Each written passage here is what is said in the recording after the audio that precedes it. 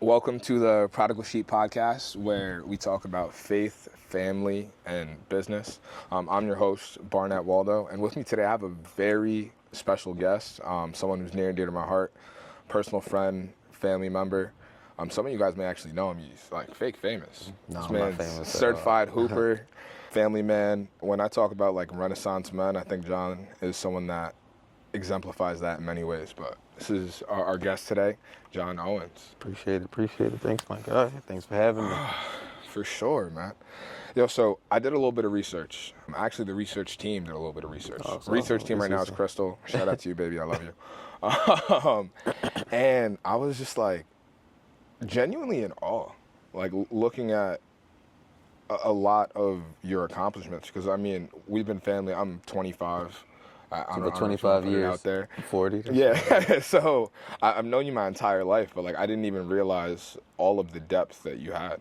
Like you have a master's in psychology. I was like, oh, I mean, I knew you were smart. Our family doesn't really create dummies, but that was impressive. And then, of course, I look you up. Like one of the first things you see is, I know you said not a hooper, but some of the pages that I saw say different things. I actually saw, did you play in the NCAA tournament? Yes. Yep. At Cal University, right? Yep. Dude, starting point guard too? Yep. Not riding the bench. That's an important distinguishment. Yep. Yeah, man. And I guess to start it off a little bit, what would you say is one of your favorite accomplishments that you've had thus far? Honestly, I would say starting a family. I think outside of all of that, I think that, growing up in North Philadelphia, you don't see past 25, right? So getting to 25 is like, for now, I guess, and knowing what I know, getting to 100. Like you get it past 25, you dodge a lot of the temptations, a lot of bullets, a lot of the things that go on in your community. And then to be able to start your own family, I think that was always something that was of importance to me, and something that was like something that I wanted to do, and having my own family and having my own household. So I think getting married and having children was probably my biggest accomplishment. Dude, that's beautiful. And it's funny, like even myself, like stepping fresh into fatherhood at this point, Blake is about to be 7 weeks old. It's crazy, we're still counting in weeks. But I didn't realize the gravity that held until she was here. Yeah. Like even down to getting married. I mean, Crystal's my best friend, so that was an easy thing. Like we've been together for close to a decade now, like high school sweethearts. But just this one beautiful life changed so much. Yep. Even as far as like the way that I think, anxieties, just everything shifted when she was here. And it's funny because I felt like I was so prepped, right? Like I had the stroller, the car seat, every camera, the baby monitor. We had the food. We had diapers up the wazoo. Shout out to everybody that gave us diapers because we are still looking strong. So thank you for that. But everything changed. I remember telling you that. I remember saying, did you read the baby books? Do you have them? All right, now take them and throw them away. Like, because, instincts, they always talk about motherly instincts, and they do kick in, because the one thing that I feel about a relationship with a child is that, the mother has had that relationship from the time that they knew that there was a baby inside of there. They're developing that relationship. They know what to eat. They know what not to eat. Their body changes because it's human inside of them. Is forcing them to change their temperature, their thought process, their emotions. Where for us, we start establishing that relationship, to be honest, when that baby is born, right? So we're establishing a relationship. So they get here day one, we start developing that relationship. So where they had 9 months to kind of have that, like you said, that's a living being inside of them, or 10, 9 to 10, like we're just doing it from day one. So we have to like establish that while all these other emotions in life is happening, right? So, I mean, congratulations to you all, man. I'm proud of you.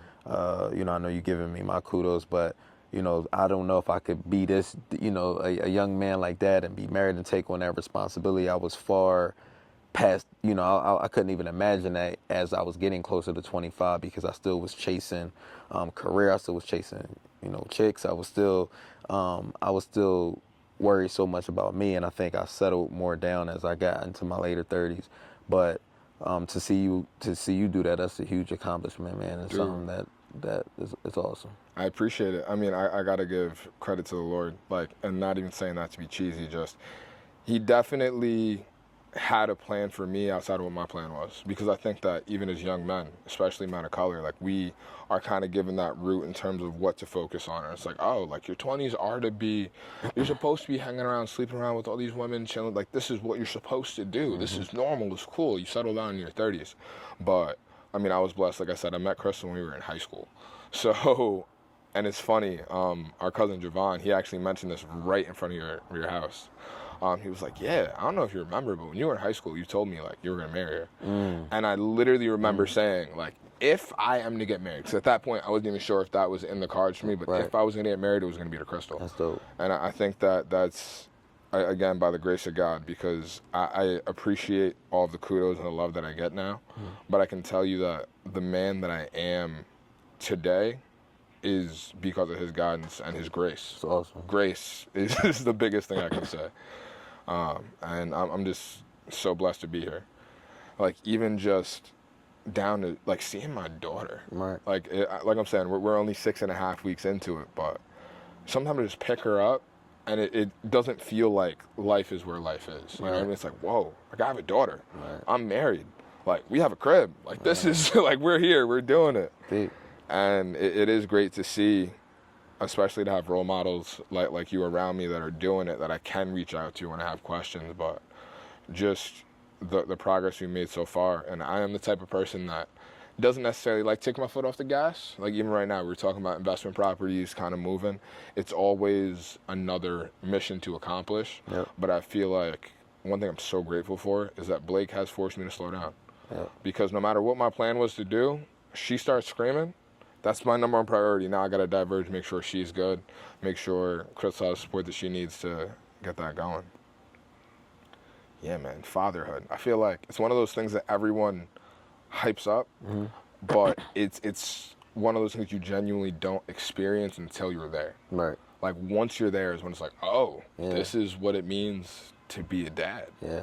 I think the one thing that I appreciate is that I think, and like you said, in fatherhood, I don't think that you can truly appreciate your own relationship with your father until you become a father, or until you have a child in the home, like such, you know, where you like, oh wow, now you have to take a step back because you have to make somebody else's priority yours. Even when you married, it's kind of like, this still is someone you dated, like, you know, you know Crystal since high school, so you all are definitely not the same people you were then that you were in your earlies as you are now.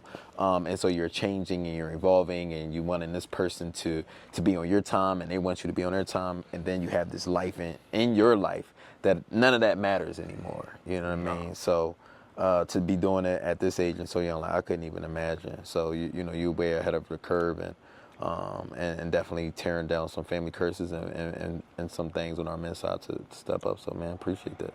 For sure. If I could give one piece of advice to anybody listening, this is something that I did accidentally. It wasn't like there was no like mastermind behind this, but it would be, get a dog.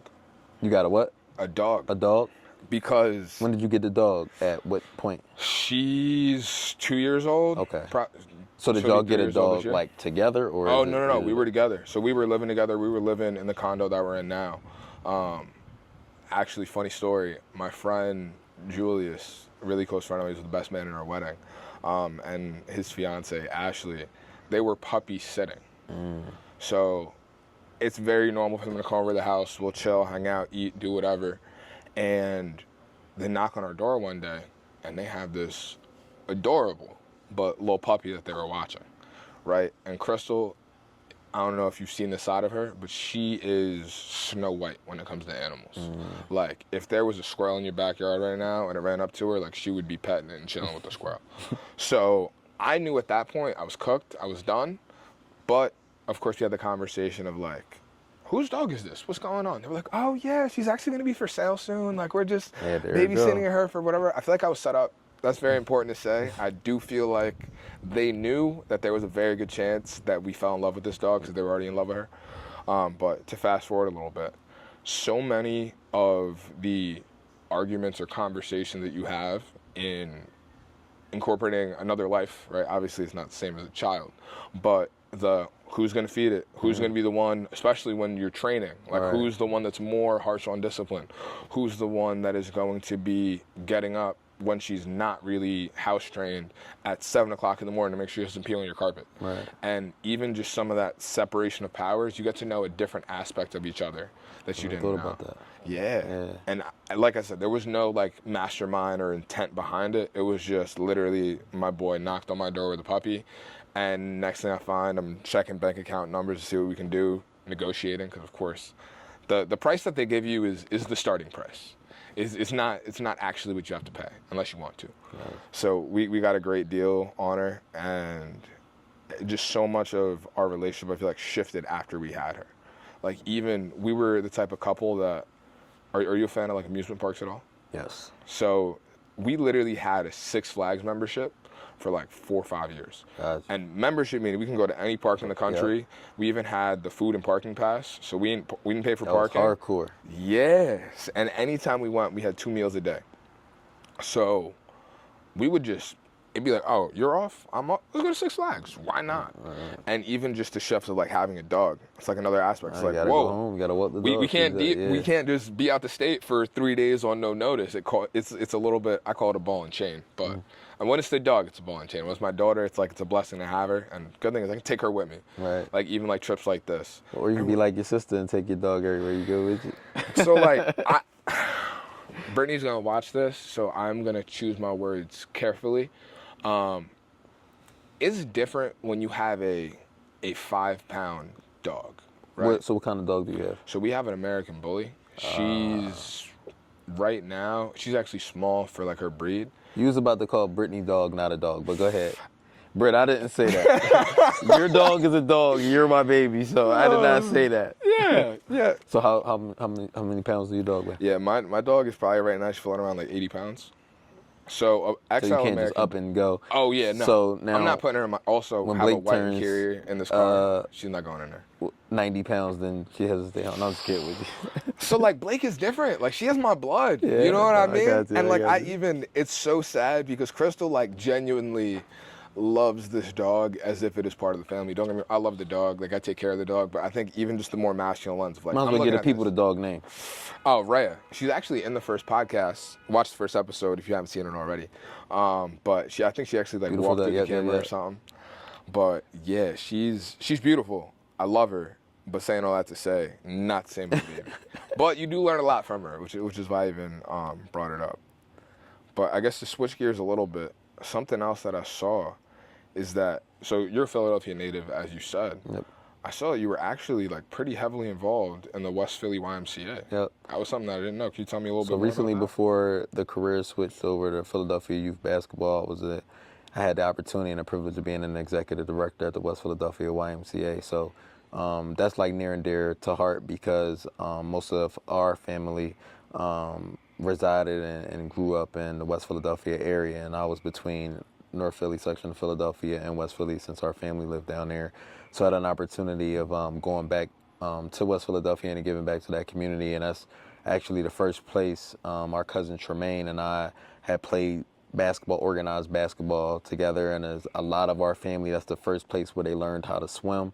So to be able to come back there and to be able to kind of help switch that branch around and get some things moving in the right direction and getting some funding behind it and getting support behind that branch because it's a part of a larger branch. You know, Greater Philadelphia YMCAs, we have some out this way, we have some in suburbs in the city, but there's 5 city branches, but 3 that are in the deep city, with South Philly being the oldest and African-American YMCA and in the country, and then you have West Philadelphia, you have North Philadelphia. So to be between those branches and work with those great execs over there was an honor. So I got to give back in that way, and like I said, work with some of those people down there between Luna Rooney and Mr. Dennis Johnson down there, who really care about paving the way for that community, and they were there when it first got built, and they're still there. Mr. Tony Danson, and you have a bunch of people that are still there in their 60s and their 70s that are still pushing for that YMCA. They call, they say the West Y is the best Y. So, and have an opportunity to be able to allow me to move over the chain and be an executive to now going to Philadelphia Youth Basketball at the Allen Ward 6-man center to be able to be a part of their basketball operations team and be able to change the complexity of what basketball is being today with the NIL world and all of those things and all the sports.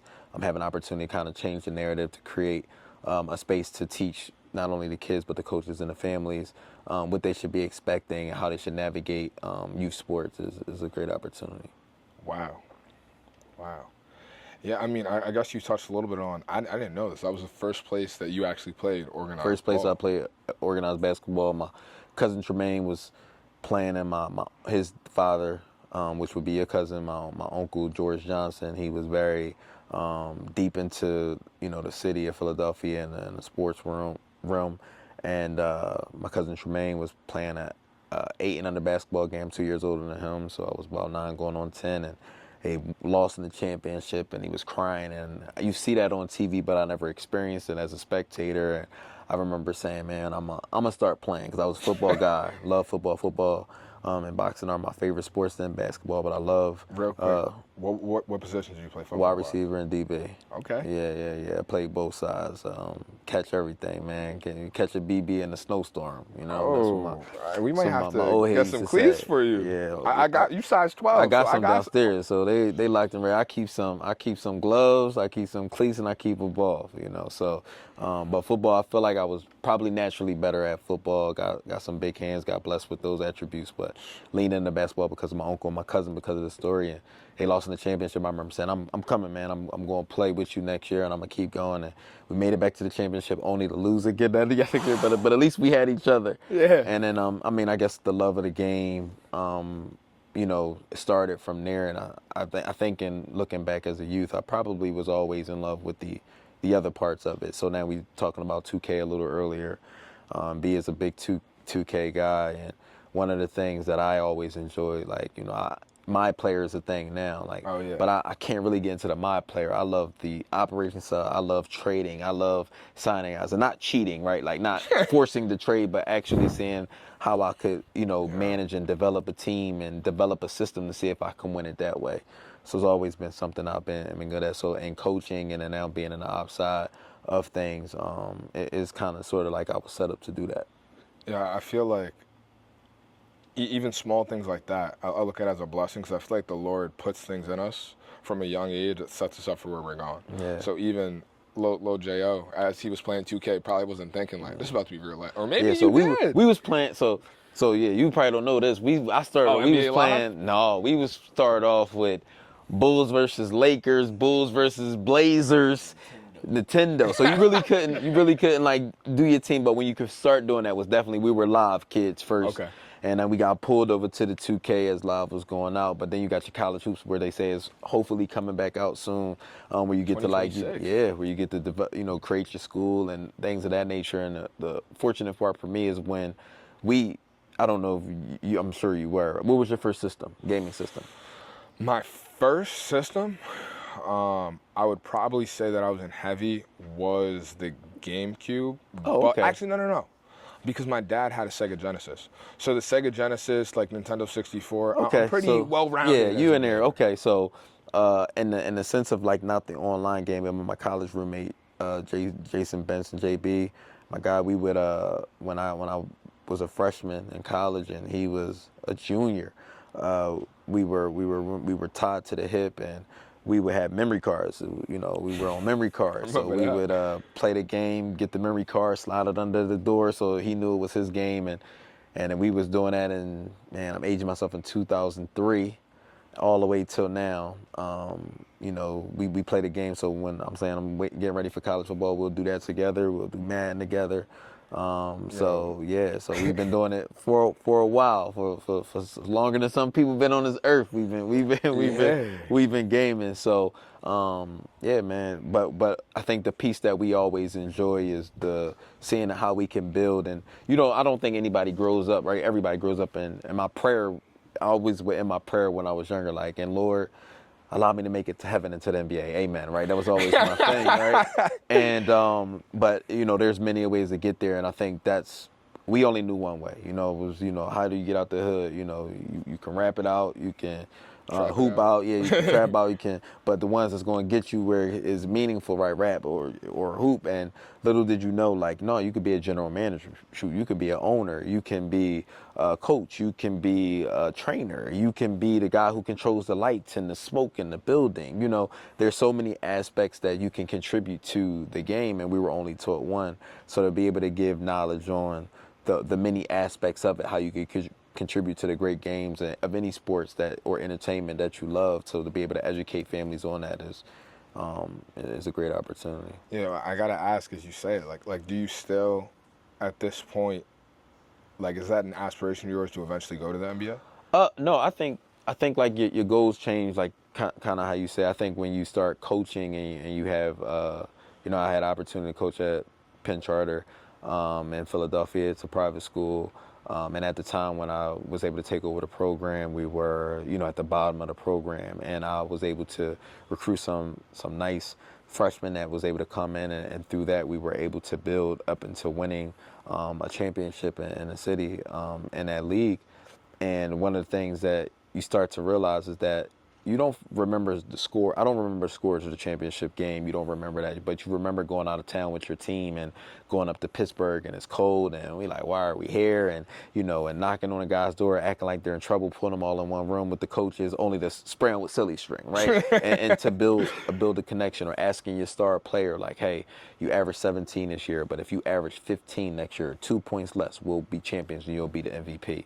And watching it come to result where we win a championship and he's MVP, averaging that same amount that you said, right? So like you build these relationships with those families and those kids, and you have those connections, and you realize that you're impacting a kid for the rest of their life, and it could be in a positive or a negative direction. So to be able to say like that's your way, that's your contribution, because you're helping them beyond the game. You're using the game of basketball to teach life lessons, right? So my guy Eric Worthy's always saying that it's bigger than basketball, and to be able to present an opportunity to use that game of basketball to teach those life lessons, I think that's the meaningful thing for me. So Wow. I'm talking about legacy. That's what I would want my legacy to be. I want many people to say that, if they came in contact with me, that I did something to inspire them, whether it was something where they got a spiritual nugget out of it or a life lesson out of it, just to be better to encourage somebody else, especially in our community, because there's not many of those out there. Yeah, and I feel like it's very important and even uplifting for me to see role models that look like you, and even just your story, right? Like to go from the kid, and you even told me some funny stories about my dad, like kind of egging you on, like, yo, go get that NBA bag, go do it. Your dad was definitely the guy for me and our family. So you have an older uncle who passed as well, Bobby, and Bob was, it was Bob, it was Trudy's Barnett, and I might have the order wrong, Louise Barnett, and and Bobby was the one that's like, I'll say I'm Michael Jackson, and I'm doing Michael Jackson, and he's like, you're not Michael Jackson, you're John Owens, be John Owens. And then I cry, and your dad was the one that would be like, come here, who you say you want to be? Let me see you do it. Oh, you do that, Michael Jackson. If you want to be Michael Jackson, you go be Michael Jackson. And what that always meant for me was like, whatever you want to do, you go do it. Not only do it, you go do it better. And that's who he was for me, right? So everybody can have, if you have a lasting memory, that was the lasting memory. So I look forward to our 4th of July celebrations where we all bring in, one, I got to see your sister, but I got to see her throughout the summer because she would come down for the summer. So being able to have my cousin who's in New York come down, and she always gave me grace. She always showed me love. We always had a great relationship. So to have her back in Philly was always great. But then to know that I would see your dad and he would be on a grill, and to know that like I was going to be able to spend some time by that grill with him, not only get some food, but to get some good words. So before there was a you, he had little cousins that he could tap into and pour into. So it was always important to me. So then when there was a you, it was always important to like be able to do that with you, because, your dad did that for me, man. Yeah, and I appreciate that. I love that. And keep the calls and texts coming, for real, for real. And I think it's, to loop back a little bit, something that you said is, as a parent, it helps you understand your dynamic with your parents a little bit more. Mm-hmm. And I think that even before that, I noticed as Crystal and I moved in together, a lot of my mannerisms, a lot of my habits, like even down to like little things, like for the longest time, probably like first 4 or 5 years of our relationship, we just had like a dirty clothes hamper. And then like, I was like, yo, I feel like there should be a better way than this because I hate separating clothes, but I also can't have my white shirts being pink and certain things need to be washed on certain temperatures. I was like, yeah, we got to separate it. So I looked on Amazon, boom, ordered one of the 3-way separators. No later than I have it set up in my closet, I'm like, yo, this is how I grew up. Like, this is what it was at the crib. Yeah. And it's like, I thought this was this genius idea, but if I went to my mom's house and looked, I literally had the same thing sitting right there. Right. And of course, that's a tiny thing, but like so many That's a big thing. details. Give you one. So my father passed away when I was 2, so I never had the opportunity of knowing my father. And my mom remarried when I was about 4 or 5, and my stepfather was in our life and did the best that he knew how. But I remember being probably a sophomore in college, and I had a girlfriend at the time, and we were like, high school sweethearts. And I remember being in my room, which was the front room, and I'm talking to her, and we're having a conversation. And I walk by my mom's room, and she's crying. So I come in the room, and I'm like, "Is everything okay?" And she was like, "Yes." And she was like stuck, and I'm like, "What is wrong?" And she was like, "I could have swore that was your father in the room talking. You sound like him. The joke you said was like him." And it was like, you pick up things, and I never had an opportunity of seeing his mannerisms, but you get to pick up things that you naturally do, just because, like you say, that living being in the womb, and you just pick them up naturally. So, our cousin I was watching, I don't want to say BJ or little Greg, but our cousin Greg Jr. Today, just watching him today at his grandmother's house, at our auntie house, and his mannerisms are just like Big Greg's. Like, it's like just the way they move and they smooth, and I was just like, man, you done stole your dad's whole image and look. But it's cool, and our daughters may not have that, and I mean, you'll probably have some sons down the line, but just to know that like that you have that influence without even doing anything. Yeah, I feel like to even tap into that, like, it's a big responsibility too. Like, even, it just made me so much more self-conscious. Like, even, like, my word choice and the way that I'm speaking and the way that I'm moving. Because it's like I have this beautiful little sponge that's in the next room or at times in my arms that is picking up everything that I say. And I know some people are like, oh, well, like, she's only 6 weeks now. Like, she's not here. But I feel like, one, habits are huge, right? Because anyone that's trying to change any locked-in habit, whether it's your diet, what you eat, your exercise routine, or even just the type of music you're trying to listen to, it takes time. Yeah. So for me to say, oh, once she's 2, I'm going to start to, clean up my language and do all these things I need to do, it's like, no. Like, that accountability is huge because we create basically small versions of ourselves, whether we like it or not. Yep. I will say, like, the same, so it's funny, like, I guess tying it back into the beginning of our convo, the same grace that you have with yourself in the sense of, like, I gotta, with my diet, so I gotta, like, I can't just go for broke, right? I can't say I'm eating cake today and no more cake for the rest of my life. I gotta tell it back, and I gotta get it down. Somebody in that gym could be like, a gym bro could be like, no, bro, no cake. And you'd be like, all right, so now instead of bringing you closer to the gym that may push you away, I think it's the same way with the conversation we were having a little earlier with topics of homosexuality or topics of things that, may be a hot topic, sinful thing, is I think if you do it in the sense of allowing people to take those steps to getting to a place that they feel like they need to be, whether it's, for us it's our language or maybe something that you're drinking, or, for some of us, for me, it was women. I love women, right? It don't matter. You could be short, tall, big, small, love them all, right? And, but it's like, so, and being in a space where like you can, without, because behind closed door I always say, like, character is who you show people you want to be. So right now, I don't, whether we want to or not, these are characters, right? Yeah. Like, we're presenting who we want people in this platform to see. But for me, like, integrity is who you are behind closed doors. So like the work that I put in, like, I work hard when people are watching, but I also work hard when people aren't watching, right? But that's the same to be said about my character. I'm not a bad guy or a scumbag on this platform, but there may be scumbag thoughts or ideas or intents outside of this that even till this day you struggle with, Sure. and I so think that's being human, though. Yeah, that is like, right. That is so the same thing, I think, with those sin topics that are like the hot topics and trigger. That's how I try to navigate that. And knowing, and being a gym bro, right? And knowing that somebody may be newer to either their walk or newer to holding themselves accountable, and being patient and walking with them there, as like I feel like God do with us. For sure. Yeah, and I want to dig into that a little bit.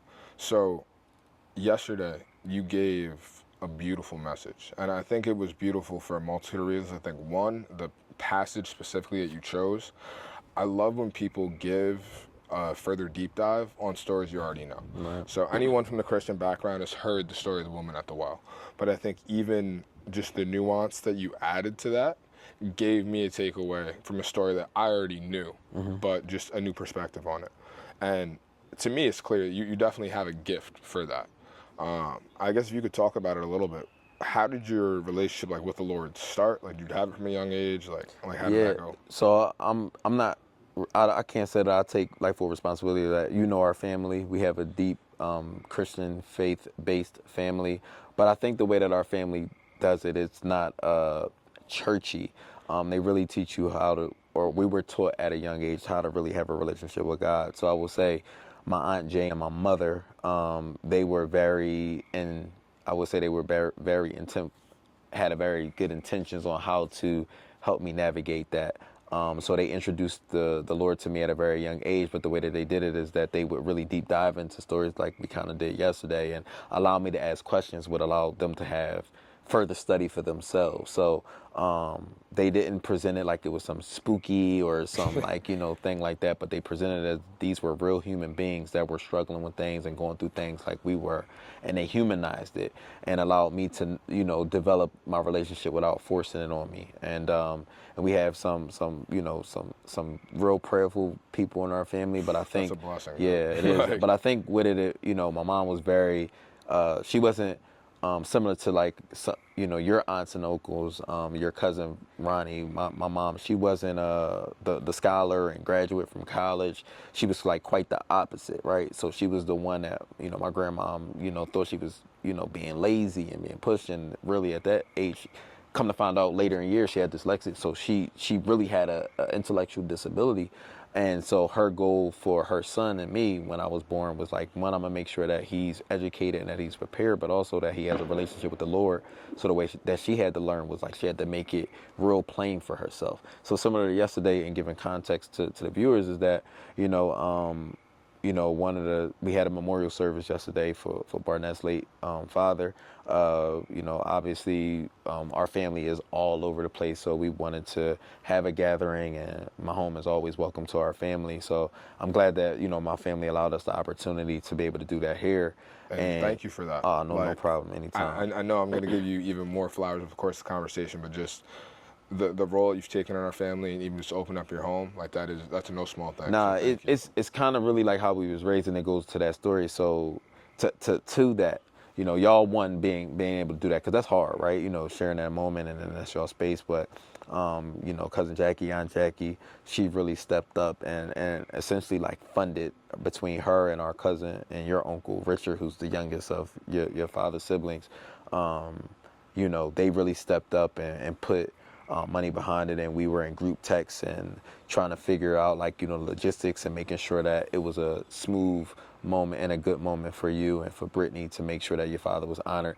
Not just like when people have memorial services or funeral services, they just do all like, it's like flashing and all bright, right? No, like there was some traumas there. There's still some traumas there. There was some hurts there. But I think the most important thing was to allow you and Brittany to know that the deep impact that your father had on so many lives, and he's still going to be with you. And like you said, and not just the laundry thing, but you're still going to see him come up in a lot of ways. And then, yes, he has some mistakes, but we're also able to learn from it. So kudos. I'm glad we was able to pull it off, but I think it doesn't happen if Jackie isn't, gung-ho about making it happen, right? Like, she was adamant that she wanted to make sure that her brother had got his proper due and just being celebrated.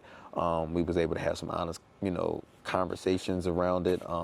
Before your dad passing, cousin Greg and Rich, they was able to get out there. I was able to be one of those ones yesterday that they talked about, that got to get on a phone call with him and share my love for him and tell him the story that I just shared to your viewers. But it's all of us, coming together. So I guess to loop it back around, we have some prayer warriors in our family, from your Aunt Trudy to your Aunt Louise, who I still call Louise to this day. And when I have a biblical question, and our cousin Annika, Javon's mother, I bother them all the time about scriptures, and they always pick up their phone. They always text me. So those are my big cousins that make that time for me. Whenever I text, they text me right back. So whenever you text or you call and I see it, I try to get right back, because they do it for me. For sure. So.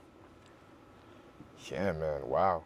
So I get it is nice, because I feel like, similar to yourself, like, we were embedded with a lot of, like, Christian values. Mm-hmm. So even me, like, the name of the podcast is The Prodigal Sheep, right? And not to go too deep into it, but the idea of the prodigal son, mm-hmm. who had the life, right? He had his father's house, who was loaded by today's standards, mm-hmm. but just set up.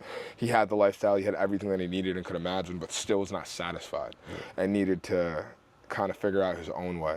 It's funny, because my dad used to always call me hard-headed. Mm-hmm. Like, he would tell stories about, I would tell you not to do something or tell you how to do something.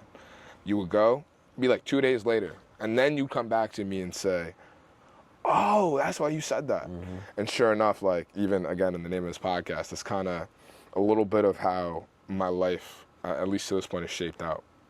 Right, because we know the right things to do, we know the values, we know the direction that we're supposed to go, but there's always that temptation to go different. But, like, what if this is okay too? And I think of course, climax to that story being that after the son wasted and squandered everything and is feeling demoralized, guilt, all those negative feelings and emotions that we had, he humbled himself enough to come back to his father's house expecting really nothing. Like, mm-hmm. even he's like, I'll be happy just to be a servant here. Like, because at least at my dad's house, I had food. Mm-hmm. Wow. And I got to point it out, we're right outside of Philly, 4th of July weekend. I got fireworks. Bro, look at that. It's a beautiful little show going on over your shoulder. But to tie it all up and say, I feel like myself, and I think a lot of people that are hearing this can relate to that story, right? Yeah. Of knowing the Lord, and of course the deeper meaning, like knowing the Lord, having that relationship, knowing that if I stay within his grace, like, I'm good, yeah. But also straying from it, and ultimately and hopefully humbling yourself and coming back to him. It's a dope story. So it's funny because, like, a lot of people don't know that was a parable that Jesus was using. So it was like a little short story that he was using to people to just give them an idea of how your walk with God could possibly be, right? Because people forget that there was an older brother in that story who was jealous that the younger brother was able. So the younger brother wasn't even guaranteed a lot of riches, right? So older brothers they're the first to the heir, so they're guaranteed more. So this younger brother, the dad was loaded, but the younger brother took the less of what was owed and went out and squandered and came back. And the older brother in that story was like, wow, I can't believe that, he did it the wrong way, and you accepted him back in, and I've been loyal and I've been faithful to you, and I feel like you're pushing me to the side. And that parable to me always stood out, because sometimes I feel like, in the sense of the prodigal son, in the sense of, like, I've always had a relationship with him. I don't remember a time, like, I was born this way. And sometimes it feels like when I meet new converts, new Christians that are coming out of some tough situations, and they really, really are having a relationship with the Lord, it's like, what, like, wow, like, I'm get to live it through them. It's like they just now got $1 million or $1 billion, and I've been had $1 billion. So it's not, I'm like, oh, you got $1 billion, what's that? But it's like, it shows the appreciation, because it's like, you don't know what it's like to not have this living water or this feeling, right? So sometimes I feel like, oh man, like, I gotta check myself, because when things go wrong, when things go bad, my cousin B, he always say, basketball and your walk with Christ is your North Star. Like, whenever you want to explain a story, those are the two things that you use, and you take that for granted that some people don't have that aspect to go to be able to, like, have their North Star to, like, reel them back. Like you said, you and Crystal, y'all get into a debate where it's your way, it's this way. Y'all can go back to the text and say, no, it's this way, right? That's the third strand. Similar to Rod and I, it's one thing that we practice and we go through our, ebbs and flows. I think that we get along perfectly fine, but there are things and that I still continue to have to grow in, and there's still things that she has to grow and we're in these years with children. But one of the things that we try our best to do is to keep God first, right? Now, what the challenge is, it's like, how do you keep God first, but also have your fun, right? And be regular and be natural, right? Like, we don't want to, I remember a pastor preaching one time, and he was like, y'all go ahead, y'all can make love to your wife and Warren Sapp. Me and my wife, we put on Jodeci, right? And the pastor said that, right? And it's like, but that's real, so I think a lot of times, and we hold ourselves accountable, we do therapy once a month, and that comes up often, like, how do we stay true to our walk with Christ and our walk of faith, but how we also have fun, right? Like, are we allowed to be here, be here? And my biggest thing is, like, I don't want to be a negative deterrent to somebody that, but I also want to be real. Like, man, this is what I enjoy, man. But, this is what I do. But, so we that's our growing thing right now, and our struggle and our balance. So I'm talking to a lot of our older family members about how they do that or why they do that, so I can, I get that. So some of this conversation that we're having here is some of the conversation I have would be definitely some of the conversation that I have with your Uncle Richard. Richard isn't only my first cousin. He's your uncle, but he's my first cousin. He's also my godfather. So I know it's weird at times for him, because it's like he got to know when to be big cousin, when to be, godfather, when to be friend. But he does a good job of balancing that. But he does a good job of keeping on track and making sure that I'm being the best father, best husband that I can be. So yeah, man. Yeah, and I guess, like, just to give a little insight, what are, I guess, some of the things that you have, like, kind of worked through as far as, like, finding that balance? Because, like, I even think, like, myself, for example, is, like, music, right? Like, growing up, so my dad was a little bit of an old head as far as music he listened to, but, like, there was also Biggie playing in the house. And, of course, growing up, early 2000s, like, my playlist is very diverse, but, I mean, even at times it's easy. Like, when you feel the conviction of the Holy Spirit, like, what'd you just say? It's like, all right, maybe let's take this one off the playlist. But I guess, how do you find maybe in even different subjects that balance? I think my wife has forced me to be, like, one of the things that she always says, you got to be honest with yourself, right? So I don't drink, never drink. Like, that's not my thing. I don't do drugs, and I don't knock people who that's your thing is your thing, right? But like I said earlier in the pod, like, I gotta be true and I gotta be honest, because somebody might be struggling. So I love, like, women, right? So that's my vice, that's my thing, and being able to say that and be able to speak through that, and my wife being able to say, well, what is that about that? Or are you the man that you would want your daughters to date or be around? So that's a continued walk, and that's a continued journey, and being able to have those level of conversations, like, we always say, like, we are each other's best friend, right? So having those, we have Wednesday night Bible studies with one another, but we also have Friday night fun days, right? Or fun nights, when we go off and we have these further discussions, and we're able to help be honest with each other. So I think she's the biggest, I would say, support for me in areas of like that, and I'm the same way with her. But it's about having an honest conversation. Like, just because you're having that honest dialogue doesn't mean that that's something that you have to indulge in, right? But it's to be able to, like, hey, this is what I used to do for fun before we got married, or this is what we used to do together before being married, or before walking and taking this walk together. And then we try to talk through that. Do we get it right every time? No. Oh, of course not. One of the things though, that B and I, like, I hope I'm not putting him on Front Street, but when we go on vacation, we like to wander. It's our thing. We give each other a look, and we like to go off and walk off, and we like to see the beach. We like to see these dudes over here playing frisbee. Like to see those women over there at the bar at the pool. And both of our current situations, my wife and the relationship that he's in, like, they're, like, when we on vacation, are super clingy. So you got the wanderers versus the clingies, right? And so that can kind of be hard at times, but it's also her being able to say, hey, babe, like, right now in this trip, I'm feeling like I just need you near, and being able to put her and her needs first. But do you get it right every stroke of the moment? No. But you try, and you have that open communication. Yeah, I think you touched on something really, really deep, like, that I've noticed, because Chris and I have been married for 2 years. Like I said, we've been together for closer to a decade. I think that as men, especially married men, we're so blessed to have wives, because their vision is completely different than ours. Mm-hmm. It's almost like she sees this side of the situation, I see this side of the situation, which sometimes in terms of conflict resolution can be tough, right? Because finding that middle feels like pain for both of you guys or both of us. But just so many insights, and even just like on a women's intuition level. Like I'm spiritual in terms of like biblically believing, but I do like kind of, I don't even want to say struggle, but I guess wrestle with like, okay, is this biblical spirituality, and like where does that line go? But like there's been some times that like Crystal just has a gift of just reading people off rip. Like even people I'm like, yo, I like this guy, I think he's good. She's like, nah, bad news. I'm like, what do you mean? He seems fun, yada yada. Sure enough, like 4 weeks later, sketchball.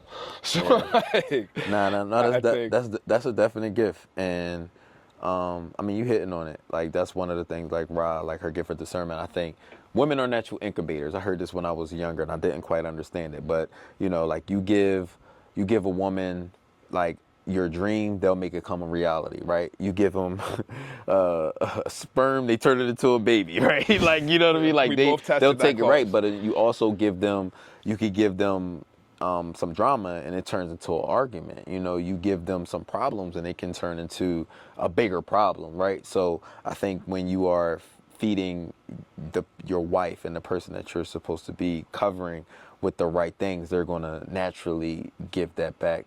But I do think that, you know, especially when women, I'm with you. I get where you're going. Like, is this, you know, did you really have that dream, or is this just, but one of the things I just take it as, I always tell my wife, like when she tells me that she has a dream or a vision, I take it very seriously because it's been true more than not. And I always just try to think about it like, you know how the Holy Spirit or how the Lord speaks to you. And I know one of the ways that God speaks to me is through the people that I care about. Amen. So, and having a relationship with her, it could be a you know, she'll say something and it'll be like, I know, like, oh man, I know that's the Lord, right? You know, and dude, it'd be like, I feel like, not to cut you, but like, even I feel like that's almost how I feel with the Holy Spirit at times, right? Because it's like, I feel like I hear this, like, is this me?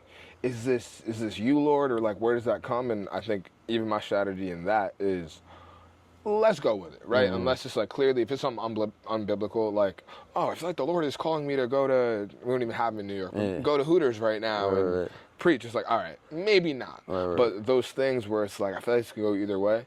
It's sometimes, I think, even the aspect of faith, like just taking that and understanding that marriage is a spiritual tie, right? Like it's not just something that, like I know a lot of people are of the opinion, oh, it's just a piece of paper, like it doesn't really matter. But it, like, to speak to the Bible and the text and just our belief system in general, like it is two souls becoming one. So even in that way, like the Lord literally may be using her or maybe using Crystal in one of my blind spots to alert me of something that I wouldn't have seen coming. I would have just walked in and... True definition of a helpmate. And I think a lot of times we think a protector and in the sense of we're physically more dominant, right? So we think of protector in that way, but I also think of if God sent Eve to Adam or created Eve out of Adam to be his helpmate, that means like if I ask you to help me move the table, you have to be equally strong, right? So it may not be physically for our wives or for women, but I think that it is equally in protecting as that's protection, right? For somebody to be like, hey, not that guy or not that person or not that job or not that.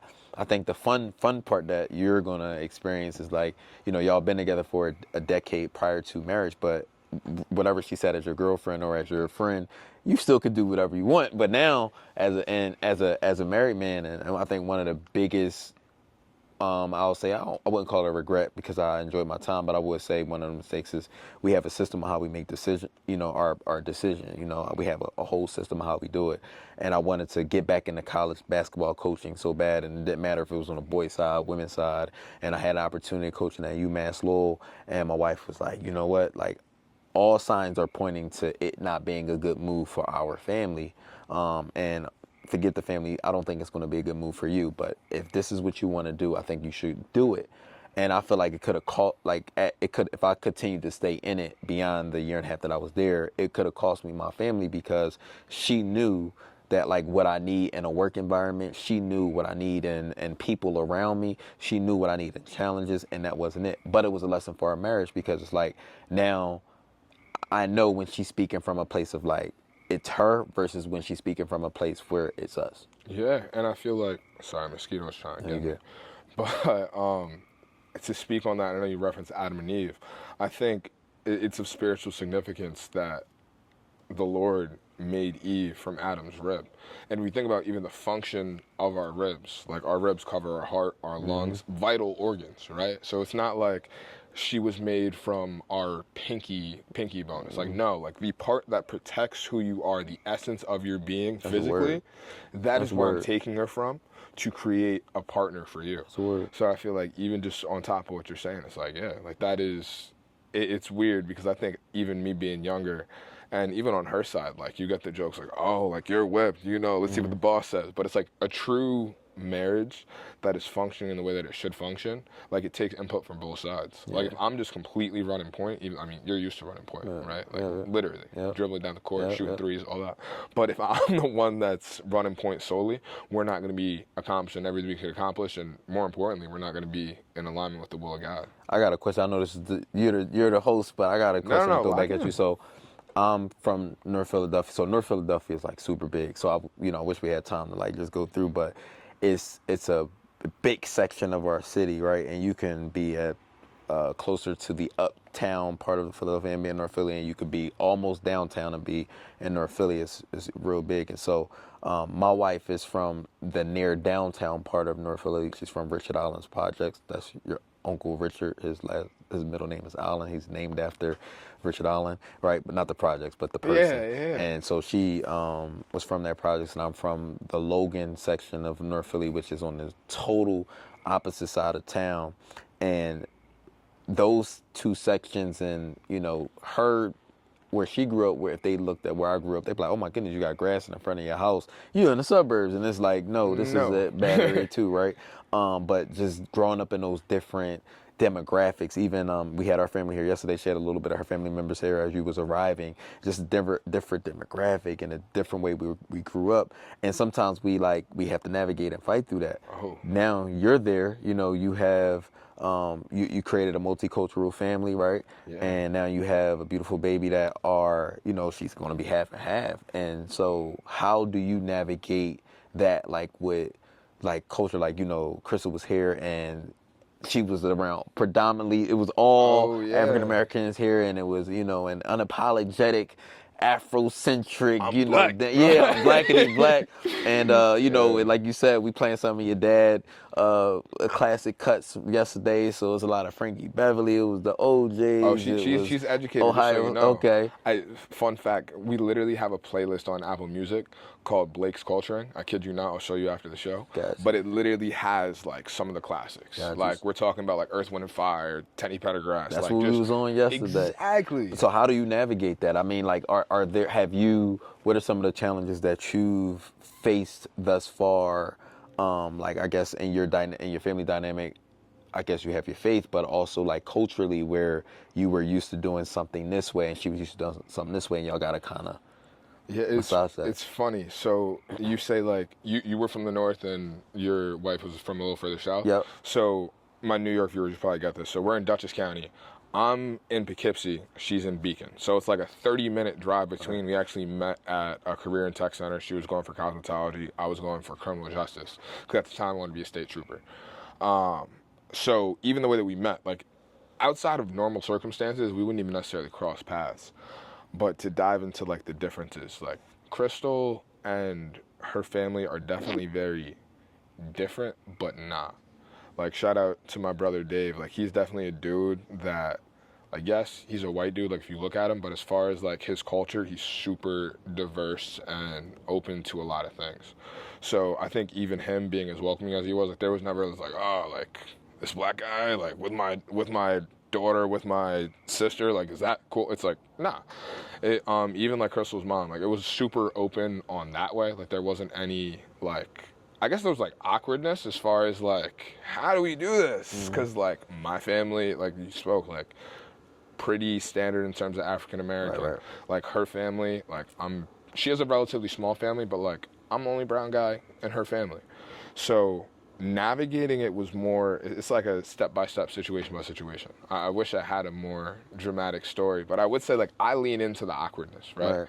So like if I'm at a function or something like that, like I will throw out the like quote unquote testy joke just to lighten the air. Because I think that something, I mean, we were talking about my dad a lot. I got to give him the credit for giving me that thick skin. So it wasn't necessarily a hard navigation for me. Crystal, on the other hand, she's hilarious because she is very, I'm trying to think of the best way to say this because I know she's going to watch this on the way home. So she is a lot deeper in thought in situations than I am. Like even on a trip like this, I'm like, oh yeah, we'll go to Philly. We literally didn't even book our hotel room. I walked into the lobby of the hotel we stayed at 5 a.m. when we got here, made the reservation then, like in the building. She was like, what are we doing tomorrow? I was like, we'll see. and like I'm very go with the flow. She's more, she can be go with the flow, but she wants to know the flow of like, where are we going? What are we doing? How's this go? So even in terms of like interaction, she's like, yo, like, who are we going to see? Like, what do they like?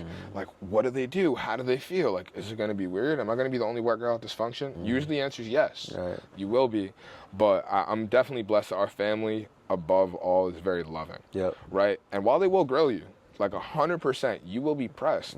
It's coming from a place of love and care as far as like, oh, this is my nephew Barnett.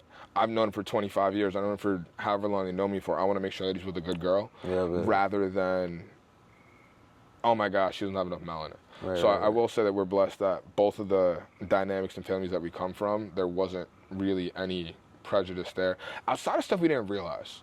Like there were a couple things that like, certain terms per se, that I didn't realize were racist. Or like Crystal didn't realize. Give me an example. Oh man, I gotta make sure I can stay monetized on YouTube. But like, shout out to all my Asian viewers. But like, yeah, don't get in trouble.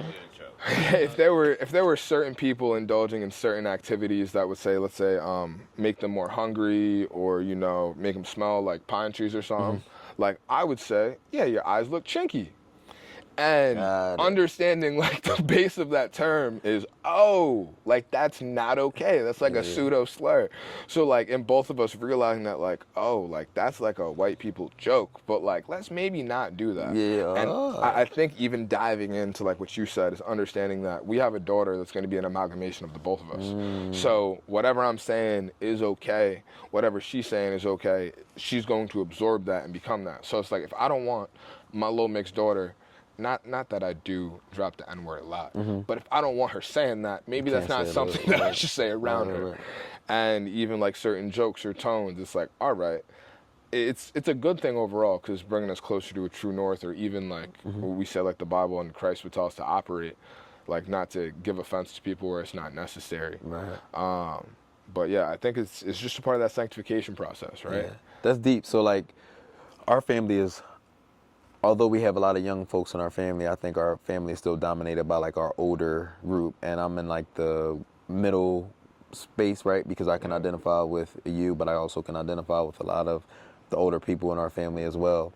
So it's always funny, like, so we're speaking of this, and although my wife and I are of the same ethnic background and from the same actual section of the city, just different hoods, you know, when we have an event like yesterday, you'll see, and if her mom was in town, you would have seen like her mom and is married to a bishop, and so you would see her sister or whatever the case may be. But you know, you'll see a small portion of her family that she feels like can integrate with our family, right? Oh, for sure. Same way when, you know, so ours, Holly, is the big fourth. We have a Christmas party here, and it's dominated by her family, and you'll have a few of our family members that will float through, but it won't be some of our like Bible toting family, because and I know, like, and like I said, we're both of the same ethnicity, and like we have to do that. And, you know, soon, you know, with you all getting your house soon and doing some things, and you inviting the family up and us going up, and we get up there, it's going to be interesting to see when I'm excited for you for that, because it's going to be a thing. I like that word. That's a very for the combined, because you're going to have to decide which family members it's appropriate for this space. I mean, you kind of did with your wedding, but like you're going to have to do that when it's a, you know, a bigger thing. And it's kind of funny though, because with Crystal's family, like, in all seriousness, she has. So my dad was one of 8, right? And then of course, like we have my grandmother had 2 sisters, so our family tree is huge. Crystal, her mother has 1 sister. So she has 1 aunt. She had 3 kids. Crystal legitimately has 3 cousins. So I think it would be an an interesting assimilation, but like if I were to invite all family up, it would be a similar ratio of what it was like even at the cookout yesterday, because it's not a lot of them. And I would say that. See, they might watch this too, so I got to make sure that I'm being very clear in my language. But I think that that may have made it easier too, because like on her side, I don't have to worry about the even potential anxiety of, yo, like you're not at grandma's house. You pull up to the 4th of July, cycling through, you could have like 70 heads. I mean, even more than that. I'm probably just underestimating that number. So I don't have that even possibility, because if her entire family got together in one room, it's like 10 of them. Oh, then it would have. You know what it I would have mean? been 70 people here yesterday. Then, right? Exactly. Yeah, we would have definitely dominated. We pull up. Question: You mentioned the siblings. Can you name all of your aunts, uncles in the order that they were born? Can you do that? The 8. I can get it right for the most part. Let's go. So, Who's the oldest? who's the oldest was Uncle Bob, Yep. right? I was actually gonna go from youngest, because go. the youngest, Uncle Rich. Yep. Then Aunt Colleen. I didn't really have Carlene. Yep. I didn't There you have go. a relationship with her really, because she passed on super young. But then it would be. I feel like I gotta say Aunt Jackie. She's not the. Crystal. Oh, Aunt Crystal. Okay, that makes sense. Yeah, because Aunt Jackie and my dad were in the middle. So it was then Aunt Jackie, then my dad, then right above him would be Aunt Louise, and then right above her would be Aunt Trudy, and then Uncle Bob was the oldest. Yep. So what's the 4 and what's the 4? What's the difference between the bottom 4 and the top 4? Oh, Waits versus Waldo? There you go, baby. Yeah, come on, man. I'm a little, especially now, like fresh off the got it. family function. I had my review course. Yeah. Shout out to Brittany, because I literally, Crystal will ask me, she's like, how are you related to them? I'm like, yo, you got to find like one of the elders, one of the old heads. You do. Ask I them. mean, no, you. I mean, it's kind of easy. It's kind of easy now. So yeah, it's probably harder with my grandma, with your Aunt Maddie's crew, because they all kind of passed, like, you know, when you were a lot younger.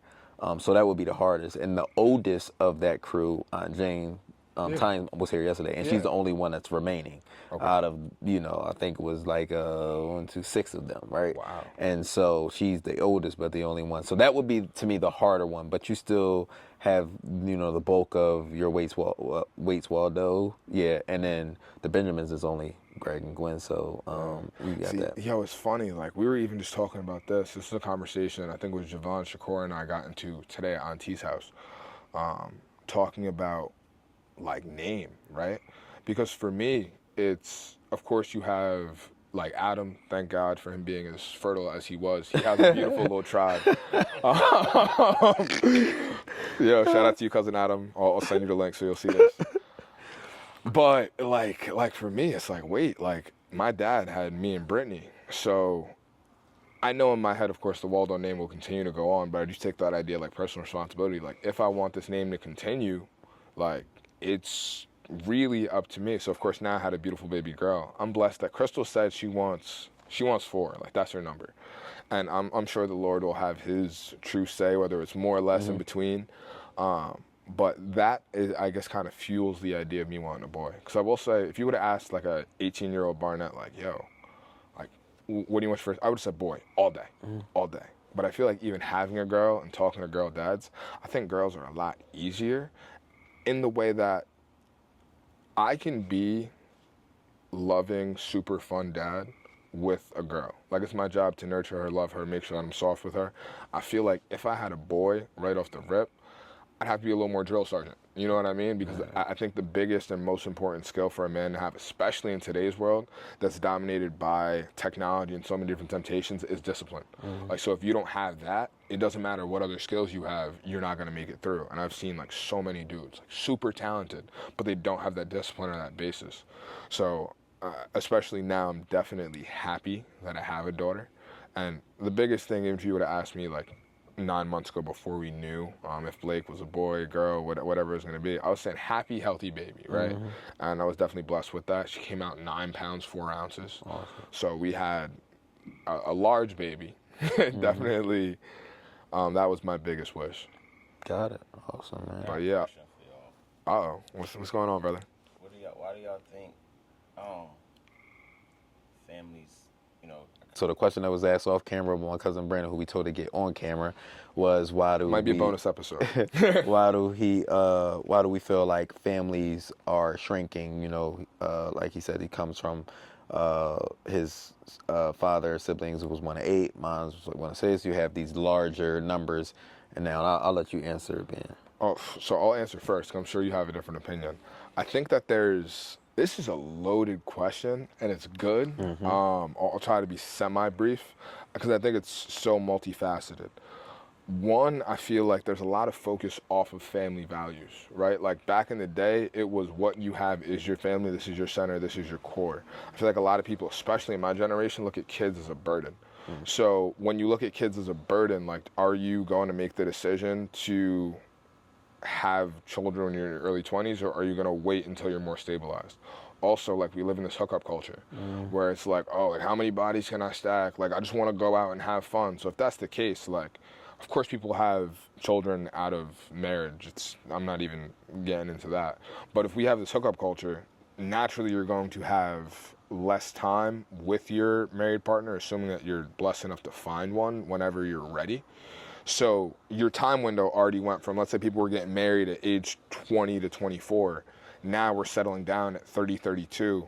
Women have a clock, right? So even if, let's say at 32, you got down to it, for you to have 8 is like, y'all got to be putting in some serious work, and you're maybe not even giving her time enough or her body enough time to recover. So I think that there's that aspect, like we're getting married later, and also there's less of a focus and significance on the importance of marriage. I think also it's easy to speak into, there's a lot of like fear mongering out there about like, oh, kids are so expensive, like they change your life so much. And it's like, yes, and right. Like my car is expensive, my wife is expensive, like I love her, like everything in my life is expensive. And something I think, a shout out to my dad again, that he gave me is like, money, it's nothing. Like, it's something that you can make as you choose to, and even just having faith in the Lord, like you're not going to have more than you can possibly stand. There's always a way out. But I guess to summarize and keep it really brief, it's the fact that we're getting married later, and there's less of a focus on that family unit, on top of the propaganda out there as far as like, oh no. And there's also, I gotta add this, like, oh, the planet can't afford to have more people. Like, we somehow made it as far as we did. And like, let's not even talk about the fact that like majority of our population is the baby boomers right now. Like, we're starting to face these issues economically, not to get too political, as far as like, oh, how are we going to pay for Social Security? You know, there's going to be no Social Security around for you. It's because like, yeah, most of our population now is like 50, 60, 70 years old. So like, that's a natural problem to have. And now you're telling people not to have babies, consciously or subconsciously, whether it's media or whatever. It's like, of course we're going to run into these problems with an outsized population. No, really. But I think I'm along the same lines as you. I just think that the culture is different now, right? Even starting, like, I guess with women, a lot of people don't know, like, women weren't able to have like even their own bank account until like the 70s, right? I want to say mid 70s. So, you know, Snapple fact, by the way. Yeah, Just now with women, you know, having being more independent, equal rights, I think that has, you know, a lot to do with it, because although that is a blessing, that also, like, you know, there's a consequence to some of those things too. So as you know, think about it, like both of my daughters were COVID babies, right? So where we had time to sew into each other and be locked in, you know, you get 2 babies out of it. So now just imagine with us not being afforded an opportunity to have a lot of these different career paths that we are now as a people, and just people, period, right? Now just imagine those jobs are limited, and then when you come home, you don't have money to be able to go and out of town and go on vacations. You got enough money to be able to provide for your household. You don't got much left for anything else. it's only time for one thing, and that's get, get the humping and making more babies. So you got a wife who's there that's taking care of the home, and that's kind of what she feels like her responsibility is. And you got a husband who, is getting beat up by the world and now has to come home and needs to get loved up on. And I think it was babies come from that. Babies come from that. So, and I think, to agree with you, I think there's a fear, this world is, we living in, like, who would have ever thought, like, we watch movies about pandemics, we actually lived through a pandemic. Like, we take that, like, that is not a light thing. And so to bring in a baby into, like you said, the politically climate that we're in, what's going on with being on the verge of, and the next day it could be a war, the next day it could be not. Some people are being feared or scared out of having larger families, right? And with it's expensive. It is expensive, and you don't want to bring someone into this world to not be able to afford them a good opportunity. So I think that people are more conscious about it. It was cheaper, living, even though they would probably still broke, but it was cheaper to raise a family than they may do. So I just think that that's why families are shrinking. Yeah, something that you said that I want to tap into a little bit is, I think, like, the idea of women in the workplace, and like the idea of, we can just call it vaguely like the feminist movement, because just to be clear, like, I believe regardless of your skin color, your sexual orientation, whoever you are, while I may have my opinions and thoughts against these things, I think that you still have the same equal rights as a human. So I would never be one to say that a woman should or should not, but I'm a strong believer of if-then statements, right? So if we have more women enter the workforce that have full-time jobs and careers, then we have less people or less support in the home to be taking care of these beautiful babies traditionally. So I think that as women are being encouraged, like, you got this, girl, go get it yourself, and they are spending a lot more time out of the home, or even sometimes taking time to focus on themselves and develop their careers, and the strength and the energy and the time that takes, you're diverting resources from the ability to create the family. This is probably where we'll disagree, because you were further away from your grandmama on this side. But, both B and I, we were raised heavily by both our mom and our grandma, because our moms had to go out and work and go get it. So we had supportive grandmoms who was there to be able to be that anchor at home so our parents can then provide. This is the problem right here. Grandmoms are younger now. So, like, grandmoms are, you're having children younger. So if you have a child and I'm just exaggerating, 15, but if you have a child at 20 and now your child is 21 and you're 40, like 45 and under, you're still young. So like, you can literally now be in the club with your daughter. So we talk about cousin Adam, he's still young enough. Or think about your Uncle Rich. He's older than the both of us. We won't put Uncle Rich age out there, right? Cousin Rich age out there, but I could 60, literally, right? We're not gonna put it out there. But like, I literally, we go on vacation. Like, we could literally go out together, and now I can be out with him. It could be me. It could be his son and his grandson. Like, and because of the young age in which people could have, children, right? So I think that now, since the grandmoms are a lot younger and they like, I'm not staying in the house and raising your kid, I raised you. Now the support system that we had as all, they always say that it takes the village. So it's not just for us, it wasn't just our mothers, it was also our grandmothers, it was also our aunts. It was a village who took it in. Now that village is also a lot younger, so now they're outside too. So now that's taking some of the family support and rearing out of the equation. I agree with that a lot, honestly, because even just thinking about it, like me, like during summers, I was coming down to Philly, and I did have the opportunity to be basically raised in a large portion, like by grandma, by Aunt Trudy, by Aunt Louise, by everyone that was there.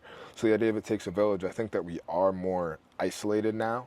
Like, we all live in our own little beautiful bubbles, which has always been the case, but I think that those bubbles intertwine less. Like, even family members that I love, like, you're a perfect example, like someone that if I live close to you, like, bro, we'd probably be having weekly dinner or something like that. Right. But just with distance, time, all the crazy things that get in the way, there is that more isolation. So support that we typically would have, and even that our parents leaned on, we don't have that. So I think that's also a big point I didn't even think of. Yeah, for sure. But I was gonna say we can start to wrap it up a little bit because I Okay. know originally I was like, yeah, we'll probably take like 30 minutes. We've probably been chilling, cooling it for about an hour and some change. But I do have a question that I'm gonna ask you, and I will because I know you've been co-hosting this with me basically. So if you have a question for me after, I'll let you ask that. Crystal tried to play the Uno reverse card. We clipped it on the first time, but for you, I'll let it rock. What would you say was the darkest moment in your story? Whew. I probably would say, probably being honest, the darkest moment in my story was probably, I would say, in marriage. I would say, my darkest moment was, and using that example earlier, that UMass Lowell situation, because I was away from my home. I was living in Massachusetts, right outside of Boston, and my family was back here, and it was a really dark time because we were like up. So I had an opportunity of going out there with an opportunity to like kind of do some coaching, but I also was able to collect FMLA from my previous job because of just some health concerns. So I was able to double dip because of health issues and concerns. And since this coaching, I wasn't up and vibrant and heart anything, I was able to be on an assistant level. I was able to, collect a nice little salary, and my wife, she does, good for our family. And so in going out there, we were able to take that gamble because there were multiple incomes coming into the home. So to be able to take on a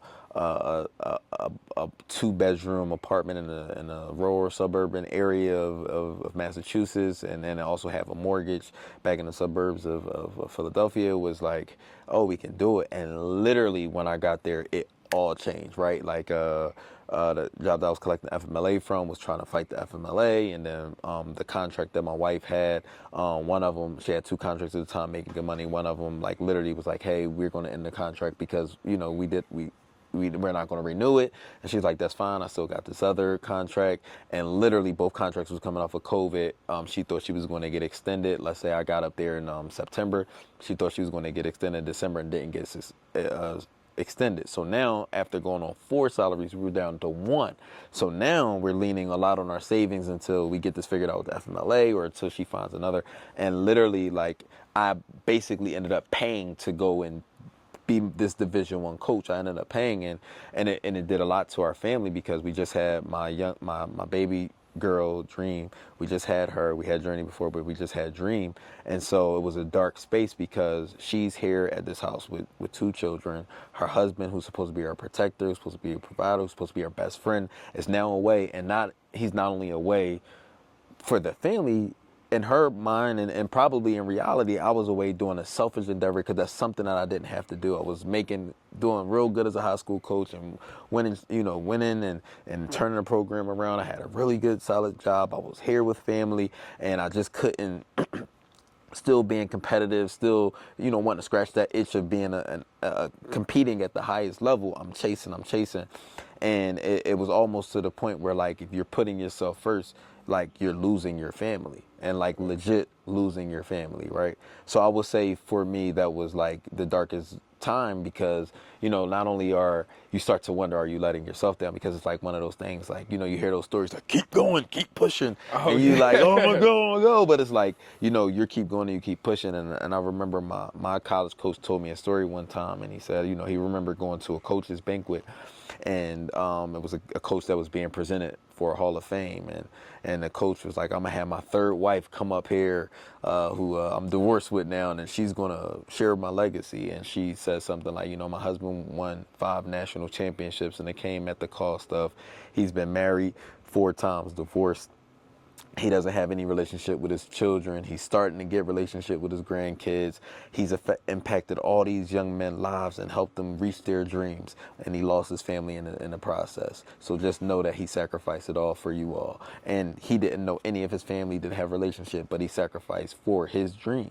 And it was his dream. And for me, my daughter's name is Journey because of the journey that I feel like we're going on, me and my wife together. And it's our journey together that we have this journey. But Dream was because it was supposed to be the dream. Like, we're going to get to a dream, right? We're going to get to where we always hope to be. So it's journey to the dream, journey to dream. And I recognized that I was making our journey a lot harder, and it was going to make our dream further apart. So, I'm glad that she kept honest conversations with me, and she kept me as much in the loop while still protecting me. Like, she didn't share everything with me because she still was protecting me. But I would say, like, that for me was like, I would say, like, my darkest hour. Like you, like, I lost my father when I was younger. I lost my mother, but I don't consider that being dark because me and my mom had a great relationship, and I know that, like, she prepared me for what life was. So I don't have no regrets with our relationship. My my mom is, with me, and I represent her, and I represent that side of our family. So that's not a deep, dark regret. But I think in letting someone that you decide to tie the knot with and be one with, feeling like you're letting that person down while knowing that you're doing something just only going to serve you, like, and you got to look yourself in the mirror and own that. I think that was one of the darkest, toughest times for me. Yeah. Wow. Yeah. I think so many things you touched on. I think the biggest word from everything you said that resonated with my heart was sacrifice. Sacrifice. And I think it's important, and just to emphasize this, something that I heard recently was that there's nothing that you will ever do without a cost, right? So whether it's right now, I'm coming out here to Philly to spend time with family. It's a beautiful opportunity. Like, I do it a million times over. There's a cost monetarily. There's other obligations and opportunity costs, but, like, just, I guess, being aware of what that cost is and having that be a part of your analysis. You talk about, like, spirituality. Like, one of the things that I think people get wrong is that they think worship is the slow songs and when you go to church. That's worship. That's not, or lifting your arms up. What worship really is in the Bible, in a sense, where, like, you first get the glimpse of worship is when Abraham was taking Isaac up to the mountain, and he said to him, he told his serpent, he said, "You stay down here. Me and Isaac, we're going up to worship." He didn't say I was going up to sacrifice my son because God asked me to. So he said, me and the lad is going up to worship, meaning that worship was sacrifice. So he was going up there, he was preparing the altar. He was going to put his son on the altar to sacrifice to God, but he called it worship. So I always looked at it like, when God asks us to worship, what he's really asking us to do is, what are we willing to sacrifice? One of the best ways that you can worship outside of making time to pray is through fasting. And what are you doing when you fast? You're giving up something that you feel like you need on a daily. You're giving it up because you're saying what God has to offer is more. And when you realize that, like, yeah, I was sacrificing, right? I was sacrificing time with my family, but what was it getting? It was to get me closer to my dream and had nothing to do with my family. And I think that was like, I think, even some today, there's some things that you do, you be like, oh my gosh, I can't believe I talked to her, or you cringe, or you can't believe I took that. But definitely in taking that job, I think that, like, I learned so much about myself, and I appreciate the opportunity because I got to live my a dream, right? It was a dream come true. But it also taught me in a lot of sense that, like, what are really the important things. And I would say things all the time when I was younger, like, I'm like, you gotta, watch your knees. You out there on that court, you play so hard. And I'm like, I'm willing to die on this court, right? And I was really, really willing to die for a game that I love, in the game of basketball, and because you just pour so much into it, and I learned so much from it. And now that's transitioned to my family. So I'm willing to sacrifice the time that I've spent in helping raise other people's kids to be able to do that for my family while still impacting the community in that way. Yeah, man. I think the balance is key there, right? Like you said, it's not necessarily giving that up completely, but it's understanding that priority. And I think you even alluded to it earlier, speaking about, like, priority number one has to be the Lord in that relationship. 2 is my spouse, my partner. 3, I think, is even children and raising that family. And then from there is everything else. Whether it's leadership spiritually, whether it's mentoring, discipleship, whatever you want to call it, everything has to fall in line under that. But yeah, man. Yeah, man. Appreciate you coming out, man. I don't take this lightly. I know it was probably a little hesitation, like you said, monetarily it was a sacrifice, and then, coming down and facing some things because, we all have our things. But I appreciate you, man. You a man of your word. You said you was going to come. You came, and I wanted to make sure that we got this in because it's important to me. I love you. You're going to be getting many calls and many texts because, some things, I wish, like we were sharing the other day, and I was like, just make sure that you keep her first. Make sure you keep checking on her because that's something that, like, some nuggets people didn't, share with me, right? Like, that now I know. So, anything that like I'm a little bit ahead of you with the little ones. So like anything that I may catch up, like, hey, The perfect yeah, distance too, yeah, right? Because yeah, like check right this out. now, wait, how old are Dream and Journey? So Journey's about to turn 5, July 31st, and Dream is 3. Wow. Yeah. So yeah, you are literally like, I feel like that's the perfect range. Because Yeah. when I ask you toddler questions, like that's still in your Yeah, head. still Because you in did my it mind. twice, back to Yeah. back. Yep. So That's what's up. I'll be there, but man, I appreciate you, my guy. Yo, love you, Cuzzo. Love Thank you you for too, coming man. on, No man. problem. Definitely been a blessing. If you got value from the conversation, make sure you subscribe. Hear the next one. Drop some comments. Family, friends, love you guys. And I almost forgot. Oh my God, I wasn't even scripted. But I always like to end the show with a prayer. Got So you. I mean, John, I got it. I'll let you lead it. All right. We can lock Cool. in. All right. Dear Heavenly Father, we thank you for this opportunity. We thank you for this fellowship. We thank you for this love. Dear Heavenly Father, we thank you for this conversation that anybody that this may touch, that this may grab, that this may bless. We just pray right now, dear Heavenly Father, for the viewers, for the love, for the fellowship. We are just so appreciative that we're able to have this time with each other. We thank you and all that you do. In Jesus' name we pray. Amen. Amen. Amen. All right. Again, love you, cuz. Thank you. No doubt, Appreciate man. you. Till next time, you like the video, subscribe, and stay blessed.